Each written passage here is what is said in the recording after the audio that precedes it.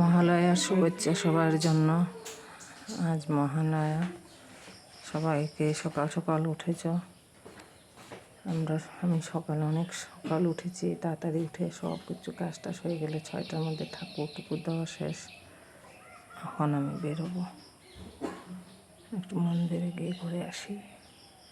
দেখো ঠাকুর দিয়ে দিয়েছি, সকাল মহালয়া তাই সব তাড়াতাড়ি সেরে ফেলেছি। সবাইকে মহালয়ার শুভেচ্ছা।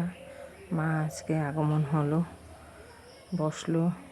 মা যখন আসবে তখন সেই আনন্দটাই আলাদা, কিন্তু আসছে আনন্দ, কিন্তু এসে পড়লে আনন্দ চলে যায়। কয়েকদিনের জন্য আসলো, সেই জন্যই পট করে চলে যাবে।